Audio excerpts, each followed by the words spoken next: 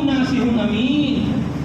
اللہ کے رسول فرما رہے ہیں من ینصرنی, کون ہے جو میری مدد کرے, من یعوینی, کون ہے جو مجھے ٹھکانہ دے, کون ہے مجھے ٹھکانہ دے, کون ہے تو حتی ابلغ رسالت ربی, تاکہ میں اپنے رب کے احکامات کی تبلیغ کروں. وَلَهُ الْجَنَّةُ, اور اسے اللہ تبارک و تعالیٰ جنت عطا فرمائیں گے. تو رسول اللہ صلی اللہ علیہ وسلم تو کہہ رہے ہیں میں قرآن کی تبلیغ کر دوں.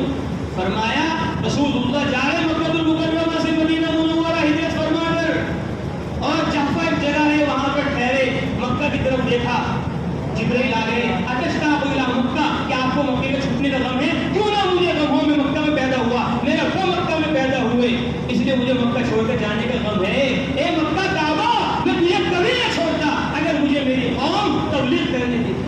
فإن القریش قد منعونی, قریش نے تبلیغ کرنے سے مجھے روک دیا, اس لیے میں قرآن کی تبلیغ کے لیے مکہ چھوڑ کر جا رہا ہوں.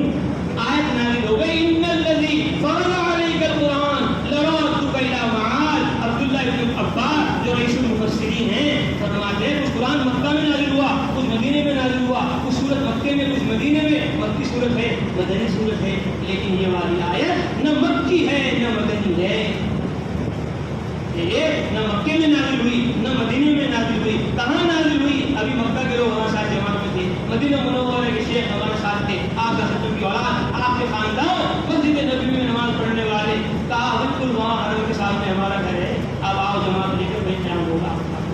میں نے کہا ایسی آیت ہے جو مکہ میں نازل ہوئی مدینے میں نازل ہوئی, بتاؤ کون سی ہے؟ کہ تمہیں بتاؤ ایسا. ہم نے کہا ان الذی فرض علیک القرآن لرادک الی معاد, یہ اللہ نے آیت مکہ اور مدینے کے بیچ نازل فرمائی. فرمایا محمد مصطفیٰ صلی اللہ علیہ وسلم, آپ کو مکہ کے چھپنے کا غم ہے, تکلیف ہے, آج مکے سے قرآن کی تبلیغ کی وجہ سے آپ چھوڑ کر مکہ کو جا رہے ہیں.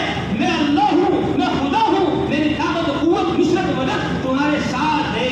آج تم چھپ کر جا رہے ہو, ایک دن آئے گا لرادک الی معاد, آپ مکہ میں فاتحانہ شان کے ساتھ داخل. 8 سال کے بعد رسول اللہ 10,000 صحابہ کو لے کر مکہ آ گئے. مدینہ سے کالی ٹوڑی بندی ہوئی تھی, ابھی جوڑ ہوا ایک جگہ ہم گئے محرم میں پچھلے سال, کالی ٹوڑی ہم نے باندھ رکھی تھی مقدس سے. جیسے ہم وہاں گئے, ہم نے کہا کالی ٹوڑی, بولتا محرم میں کالی ٹوڑی رسول, کالی ٹوڑی. میں نے کہا رسول اللہ جب مکہ میں داخل ہوئے تھے تو کالی ٹوڑی بندی ہوئی تھی. جیسے میں نے کہا تو وہ آپ عالم ہیں, میں نے کہا الحمدللہ کچھ پڑھا ہے. ایک جگہ گئے, ہم نے لمبی ٹوپی اوڑھ لی, پہلے لمبی ٹوپی اوڑھ لی, اب ایک لمبی ٹوپی اوڑھ کیا. میں نے کہا حضرت محمد صلی اللہ علیہ وسلم جب جاتے تھے رائے خدا میں سفر میں لمبی ٹوپی اوڑھتے تھے, کبھی سترے کی نوبت آتی تھی تو رسول اللہ ٹوپی کو سامنے رکھ کر نماز پڑھ لیتے تھے.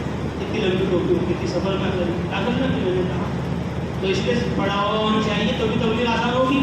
اردو میں ملک شام میں نبی و رسول و پیغمبروں کے مسکن و مدفن میں ہماری دوسرے سال کی جماعت گئی ہوئی ہے. ہم گشت کرنے کے لیے گئے ہوئے متکلم تھا, ایک دکان میں گئے, میں نے کہا اللہ عز و جل خلقنا لعبادتی وبعثنا للدعوة الیہ.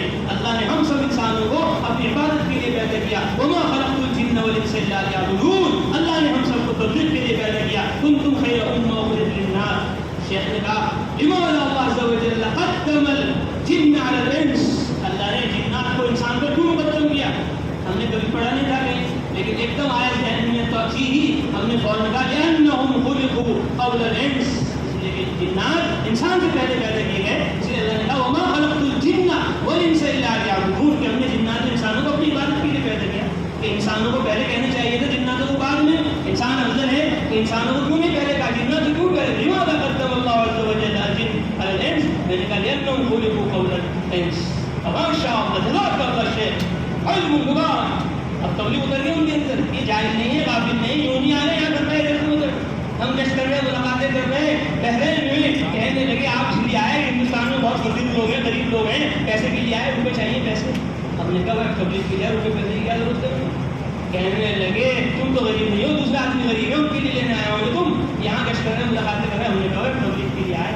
پھر ہم نے کہا وہ یہ تو معاملہ غلط ہو رہا ہے, تو ہم نے بیان شروع کیا. پھر وہاں گشتوں میں بھی, ملاقاتوں میں بھی, مسجدوں میں بھی, مسجد میں بیان ہوتا تھا. ہم کہتے تھے یا معشر العرب, او عرب کے لوگوں, نبشرکم, ہم تمہیں خوشخبری دیتے ہیں, ان جماعت الہند وصلوا الیکم فی مسجدکم ھذا, ہندوستان کی جماعت تمہاری مسجد میں آ گئی ہے. هذه الجماعة لا تطلب منكم شيئا, یہ جماعت تم سے کسی چیز کا مطالبہ نہیں